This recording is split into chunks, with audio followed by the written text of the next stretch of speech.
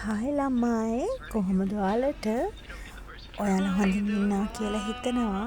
එන්න අපි අද හදමු බණ්ඩක්කා. ඉතින් හැමෝම බණ්ඩක් හදන්න දන්නවා ඇති. ඒ වුණාට මෙන්න මේ ක්‍රමයට තමයි මම බණ්ඩක් හදන්නේ. ඉතින් මුලින්ම හොඳ ලාවට තියෙන බණ්ඩක්කටයක් අපි තෝරගන්න ඕන.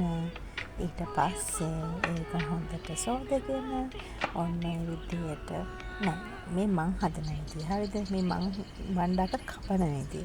ඔයාලට පුළුවන් ඔයාලා කැමතිම ඩිසයින් එකකට ඔන්න ඔය බණ්ඩක්ක ටික කොහොම හරි කපා ගන්න.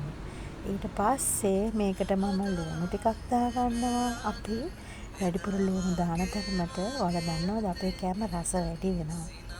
ඉතින් මේකට මම කරපිංචා ලුණු අමු මිරිස් ඒ වගේම තමයි මම ළඟ තිබුණ උඹල කඩ ටිකකුත්. ඉතින් ඔයාලා උඹල කඩ නැත්තම් උඹල කඩ අවශ්‍යමයි කියලා දෙයක් නැහැ. ඔයාලට පුළුවන්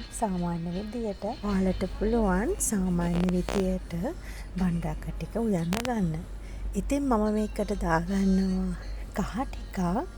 ඒ වගේම 3-5 හැන්දකුත් මම දාගන්නවා. මොකද ඔයාලා මේ දේවල් දානකොට ඔයාලා ප්‍රමාණය බලලා හැමදේම හරියට දාගන්න.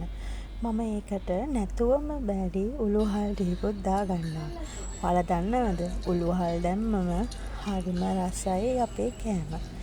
ඒ විදියට මම ඔන්නෝකට පොල් කිරි ටිකක් දාගන්නවා. මම මේ දාගත්තේ මිටි කිරි. මොකද දිය කිරි වලින් දාලා මේක තම්බන්න දෙයක් නැහැ.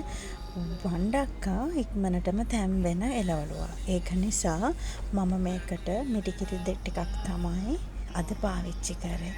බලන්න මගේ බණ්ඩක්ක එක හරිම ලස්සනට පාටට තියෙනවා. ඉතින් මම මේක මෙන්න මෙහෙම ටික වෙලාවක් යනකොට ලිපේ තියාගෙන ටික වෙලාවක් යනකොට මෙන්න මේ විදියට බිබුළු දාලා නටන්න ගත්තා. ඉතින් ටික මගේ බණ්ඩක්ක එක හිමීට තැම්බෙන ගමන් තමයි තියෙන්නේ.